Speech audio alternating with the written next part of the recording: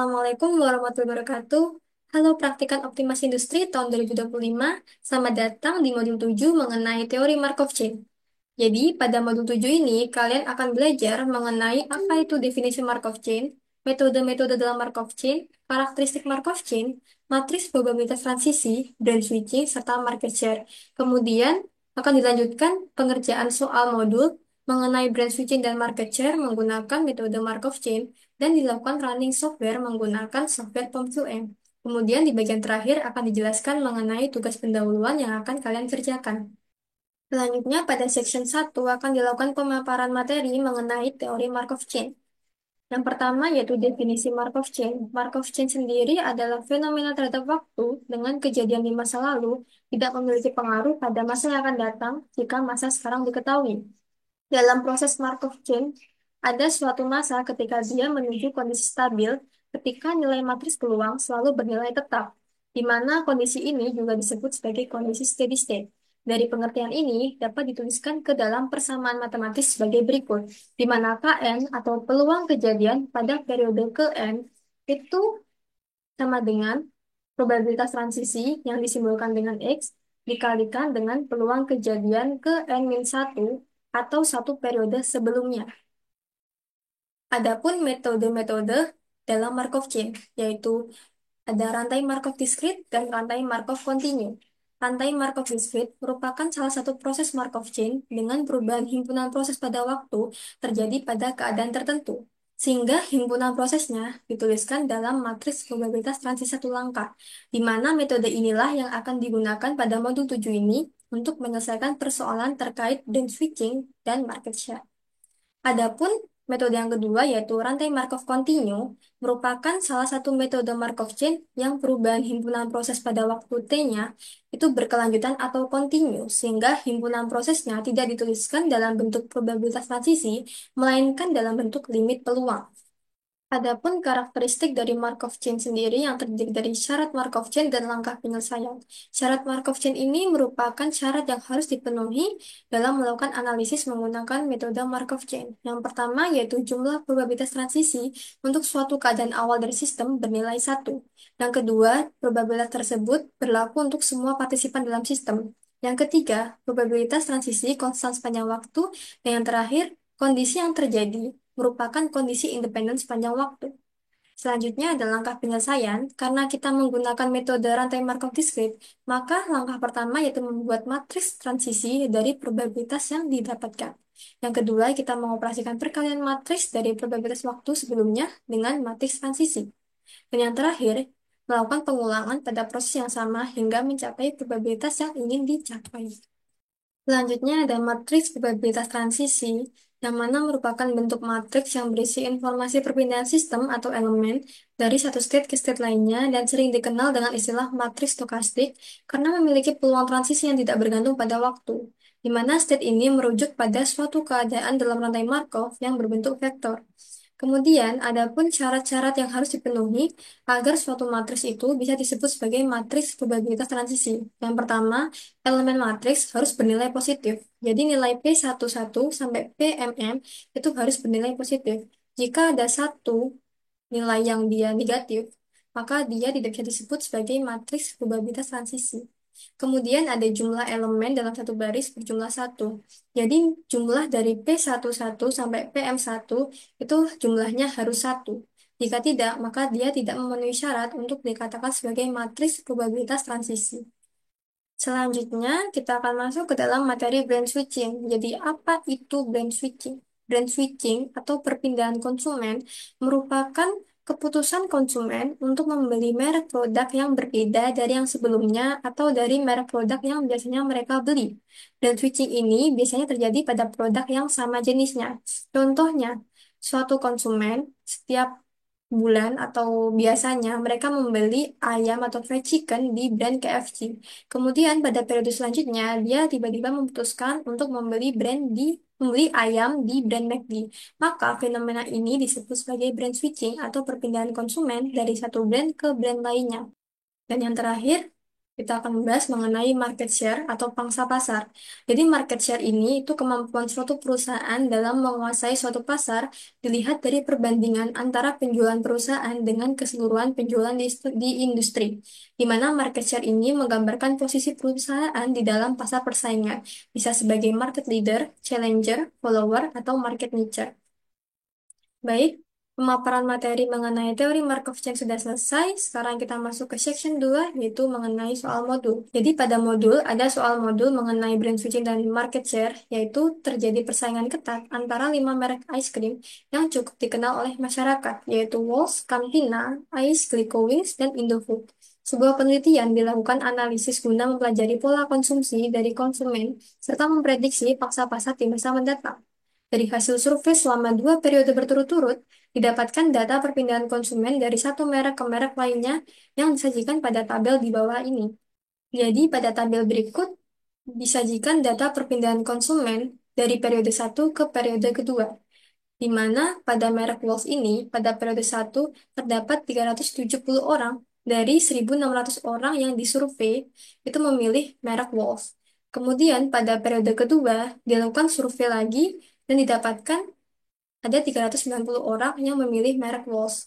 Dari perubahan jumlah konsumen ini, diketahui ada 120 orang yang berpindah ke merek Walls dan 100 orang yang pergi atau tidak membeli merek Walls lagi. Dan di bawah ini ada data yang lebih detail mengenai pola perpindahan konsumen. Jadi, dari 120 orang yang berpindah ke Walls, ada 25 orang itu didapatkan dari brand Campina, 30 orang dari brand Ice, 20 orang dari brand Nico Wings, dan 45 orang dari brand Indofood.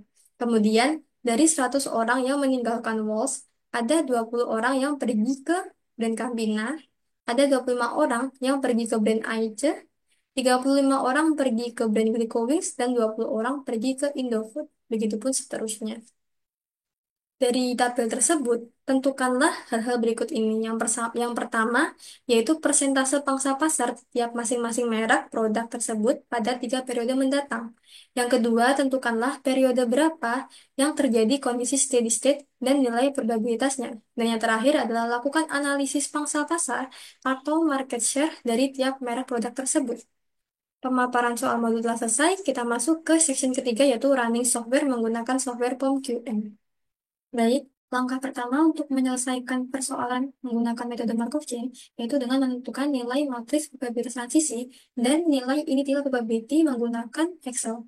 Jadi yang pertama, kita inputkan terlebih dahulu data pola perpindahan konsumen yang ada pada soal praktikum tadi. Kemudian, kita mencari nilai 0 ini, di mana nilai ini merujuk pada jumlah konsumen yang loyal terhadap suatu brand. Caranya yaitu dengan mengurangi antara banyaknya konsumen yang memilih produk Walls pada periode 1 dengan banyaknya konsumen yang meninggalkan brand Walls untuk ke brand lainnya pada periode kedua. Jadi 370 dikurangi 100 orang yang pergi meninggalkan brand Walls, didapatkan nilainya adalah 270 konsumen. Kemudian untuk kolom lainnya, kita isikan dengan data pada tabel mendapatkan dari ini. Jadi di sini 20, kemudian di sini 25, di sini 35, dan di Indofood ini ada 20 orang. Kemudian setelah didapatkan data-data berikut, kita cari nilai matriks probabilitas transisi pada tiap brand. Jadi caranya yaitu dengan membagi antara banyaknya konsumen yang pergi atau yang loyal terhadap brand Walls ini dibagi dengan banyaknya konsumen yang memilih brand Walls pada periode pertama. Jadi didapatkan nilainya adalah 0,730. Jadi probabilitas banyaknya konsumen yang loyal terhadap brand Walls adalah 0,730. Sedangkan di bawahnya ini dibacanya banyaknya konsumen yang pergi dari brand Walls ke Campina itu sebesar 0,054 dan seterusnya. Kemudian langkah selanjutnya yaitu melakukan transpose matrix. Caranya yaitu dengan menggunakan rumus transpose. Kita pilih yang ini, kemudian kita blok semuanya, dan kita enter. Nah, di sini didapatkan transpose matrix. Jadi, kenapa harus ditranspose matrix terlebih dahulu? Karena data inilah yang akan dimasukkan ke dalam software POM-QM. Sebenarnya datanya sama, hanya peletakannya berbeda. Jadi, untuk kolom ini, satu kolom ini, itu diubah menjadi bentuk baris. Begitupun selanjutnya. Selanjutnya dicari nilai initial probability atau market share periode awal. Jadi caranya yaitu dengan membagi antara jumlah konsumen yang memilih merek Walls pada periode pertama dengan total keseluruhan konsumen, sehingga didapatkan nilai market share awal pada merek Walls yaitu 0,231. Kemudian untuk merek Campina itu sebesar 0,206, merek AIC sebesar 0,194, merek Lico Wings sebesar 181, dan merek Indofood sebesar 0,188. Selanjutnya, kita akan menginputkan dua data ini ke dalam software POMQN. Selanjutnya, setelah diperoleh nilai initial probability serta nilai matriks probabilitas transisi untuk tiap brand, kita akan masuk ke sesi running software menggunakan POMQM. Yang pertama, kita masuk ke modul 3 yang Markov Analysis. Kemudian kita masukkan judulnya. Kita masukkan number of stage-nya. Karena tadi ada 5 brand yang dianalisis, berarti kita tulis 5. Kemudian klik OK. Dan kita akan masuk ke dalam menu ini. Jadi nanti nilai initial probability-nya akan dimasukkan ke sini, sedangkan nilai matriks probabilitas yang telah ditranspos akan dimasukkan ke sini. Nah, pada proses input ini, ada beberapa hal yang harus diperhatikan. Yang pertama, untuk pengisian datanya itu tidak boleh salah. Jadi, kalau bisa harus sekali percobaan. Kenapa? Karena hal ini bisa memengaruhi outputnya. Jadi, karena pengulangan pengisian yang salah, itu bisa ngaruh ke output yang error. Output yang error itu seperti apa? Misalnya steady state-nya itu nilainya 1. Sedangkan kita tahu bahwa nilai probabilitas itu tidak boleh 1, karena itu total jumlah keseluruhannya. Jadi kalau dia nilainya lebih dari 1, berarti dia error. Atau mungkin nantinya akan sering terjadi perubahan nilai pada steady state, yang dimana steady state sendiri itu nilainya harus tetap di setiap periode dan tidak boleh berubah-ubah. Jadi mulai kita inputkan dulu datanya yang ada di Excel tadi. Jadi yang pertama, kita inputkan dulu namanya, nama brandnya. Tinggal kita copy paste aja dari Excel.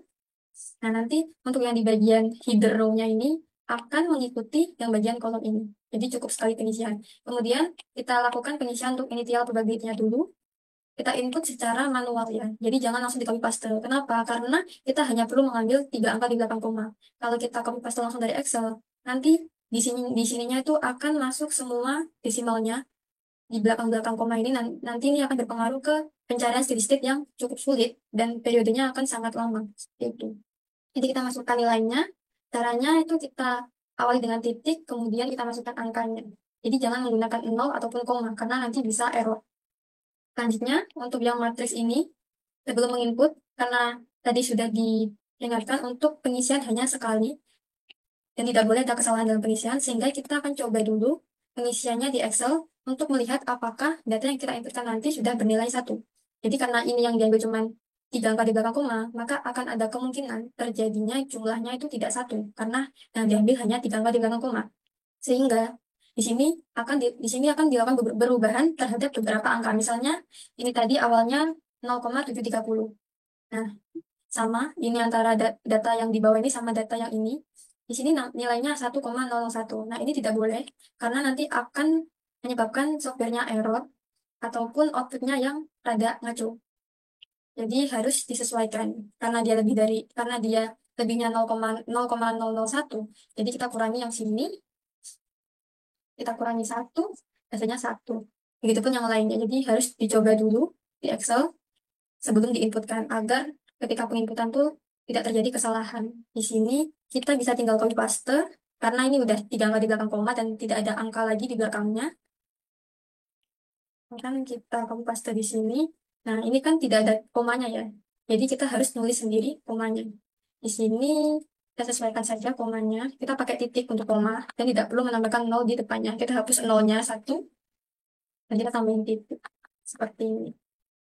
Setelah semua data berhasil diinputkan dan diyakini benar, maka kita akan mengisi number of transition. Karena tadi di soal diminta untuk mencari 3 periode ke depan, jadi kita akan mengisikan angka 1, 2, 3. Di mana angka 1 ini merujuk pada satu periode ke depannya, atau periode kedua. Kita solve dan dapatkan output dari modul 7 yaitu sebagai berikut.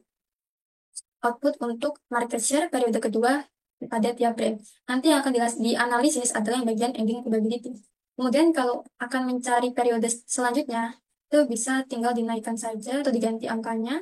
Sini pada 2 periode ke depan didapatkan outputnya sebagai berikut, dan pada 3 periode ke depan didapatkan outputnya sebagai berikut. Kemudian untuk mencari pada periode berapa terjadi kondisi steady state, itu bisa dilakukan percobaan pada number of transisinya. Jadi periode steady state itu kemungkinan ada pada periode yang lebih besar atau lebih lama. Sehingga kita bisa coba ke range 30, misalkan. Kita solve, kemudian pada bagian multiplication-nya, kita bisa lihat di sini, pada periode 30, itu datanya sudah sama semua. Jadi, maksud dari kondisi steady state, itu ketika nilai probabilitas transisi itu sudah tidak mengalami perubahan. Jadi, nilai pada tabel ini, pada kolom ini, itu sama dengan ending probability yang ada di bawah. Sehingga hal ini disebut sebagai kondisi steady state. Kita bisa lihat pada end of period 29, itu nilainya sama dengan end of period pada 30. Di mana hal ini menunjukkan bahwa terjadi kestabilan pada nilai probabilitas sehingga disebut sebagai kondisi steady state. Nah, pada output nanti, kita harus mencari pada periode berapa dimulainya kondisi steady state tersebut. Di sini kita bisa lihat bahwa pada end of period 25, ini masih ada nilai probabilitas yang tidak sama dengan ending probabilitasnya, yaitu pada bagian kolom Indofood dan Raw Campina. Di sini nilai probabilitasnya adalah 0,1352, sedangkan ending probabilitasnya adalah 0,1351, yang menyatakan bahwa kondisi ini belum steady state. Kemudian pada end of period 26, di sini semuanya sudah sama atau tidak mengalami perubahan sama sekali. Bisa kita lihat bahwa pada kolom tadi yang 0,1352 sudah berubah menjadi 0,1351. Begitupun untuk periode selanjutnya, itu sudah tidak mengalami perubahan dan nilainya cenderung stabil. Sehingga bisa disimpulkan bahwa pada end of period 26 atau periode ke-27 terjadi atau dimulainya proses Markov chain pada kondisi steady state. Pada bagian ini nanti kalian screenshot, kemudian kalian masukkan ke output jurnal. Kemudian nanti kalian highlight bagian mana yang berubah. Running software telah selesai. Sekarang kita masuk ke section 4 mengenai pegangan tugas pendahuluan. Baik, selanjutnya ada pegangan tugas pendahuluan untuk modul 7 Markov Chain.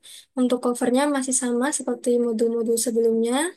Dan untuk tinjauan pustakanya ada beberapa subbab penting yang harus dimasukkan. Yang pertama yaitu pengertian rantai Markov. Dan di sini harus mencantumkan persamaan matematikanya. Kemudian ada matriks probabilitas transisi dengan persamaan matematikanya juga. Dan yang ketiga ada brand switching, market share, POM-QM, dan subbab lainnya. Baik, selanjutnya merupakan soal tugas pendahuluan yang harus kalian kerjakan. Di sini soalnya bisa kalian baca dan untuk datanya sendiri, untuk angka yang di highlight warna ini nanti kalian ubah sesuai dengan NPM anggota dan menyesuaikan dengan notes di bawah ini. Kemudian, karena datanya menyesuaikan dengan NPM praktikan, maka untuk data di periode Februari atau periode kedua itu kalian harus isi sendiri. Caranya bagaimana? Yaitu dengan menambahkan antara konsumen yang memilih Aqua pada periode Januari, kemudian ditambahkan dengan data dari kolom mendapatkan dari, kemudian untuk totalnya nanti dikurangi dengan jumlah data dari kehilangan ke. Jadi nanti sistematikanya yaitu 350 ditambah 48 ditambah 36 dikurangi 30 dikurangi 34. Nanti hasilnya kalian tulis di sini dan itu merupakan banyaknya konsumen yang memilih brand Aqua pada periode Februari. Untuk ke bawah itu sama dan hasilnya kalian harus pastikan yaitu 1/1000. Jadi kalau hasilnya tidak 1000, tidak sama dengan yang di Januari ini berarti perhitungan kalian mungkin salah. Dan selanjutnya untuk yang data di bawah ini sama untuk yang kolom periode 2 ini bisa kalian isi dengan yang periode di Februari. Dan untuk yang dua kolom ini, itu untuk yang didapatkan dari itu didapatkan dari penjumlahan antara tiga kolom ini. Jadi antara Aqua, Club, dan Mineral itu kalian jumlah di tiap row ini. Jadi untuk yang di baris Aqua ini, itu 48 ditambah 36 itu hasilnya berapa, dan untuk yang kehilangan ke itu sama, jadi 30 ditambah 34 nanti hasilnya berapa diletakkan di sini. Ini adalah contoh dari data yang sudah lengkap. Jadi di sini didapatkan bahwa dari penjumlahan dan pengurangan ini didapatkan hasilnya 370 dan seterusnya. Kemudian untuk yang didapatkan dari ini juga sama, dia penjumlahan dari 48 ditambah 36 hasilnya 84 dan seterusnya. Kemudian setelah datanya lengkap semua, kalian hitung matriks probabilitas transisi. Yang pertama yaitu kalian menentukan banyaknya brand yang loyal pada setiap brand, di mana kalian mencari berapa nilai 00-nya yang ini.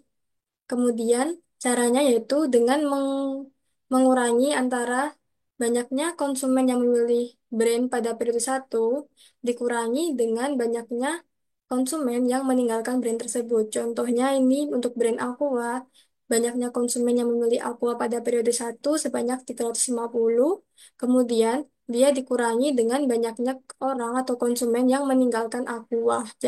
Banyaknya adalah 64, sehingga didapatkan hasilnya yaitu 286 konsumen yang loyal terhadap brand Aqua. Dan seterusnya kemudian kalian isi ke dalam tabel di bawah ini.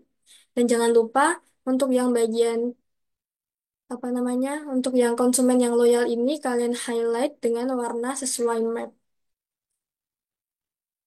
Kemudian selanjutnya itu menentukan nilai matriks probabilitas transisi.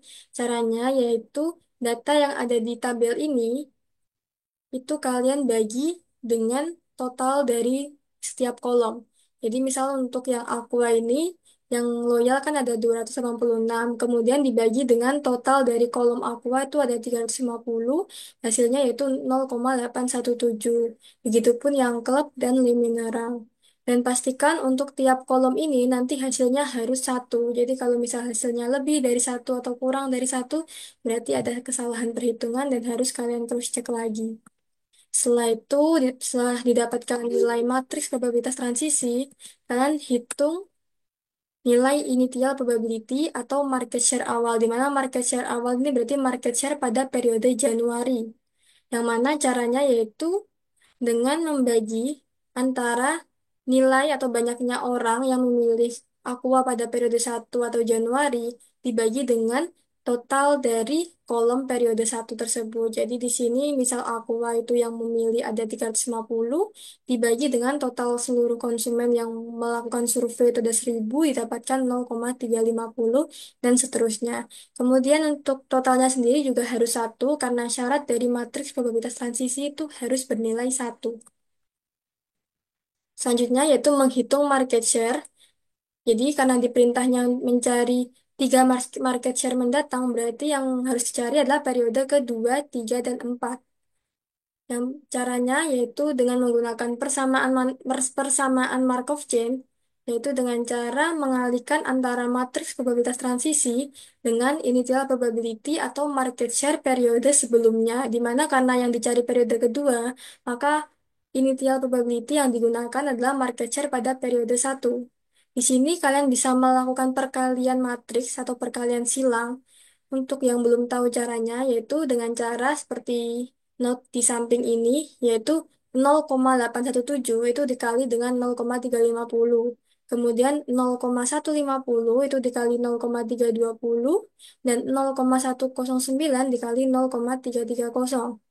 Jadi ini hasil perkaliannya itu dijumlahkan, kemudian didapatkan hasilnya 0,370. Begitupun yang baris-baris setelahnya itu caranya sama dan didapatkan hasilnya seperti ini. Kemudian untuk analisisnya nanti kalian analisis untuk yang merek Aqua itu market share-nya berapa, untuk yang probabilitasnya dan untuk persentasenya. Begitupun seterusnya dan kemudian didapatkan kesimpulan. Jadi pada tupen nanti kalian harus menyimpulkan brand apa saja yang mengalami peningkatan market share selama 4 periode ini. Jadi analisisnya itu nanti yang diperhitungkan tuh dari market share awal atau initial probability sampai ke periode keempat ini.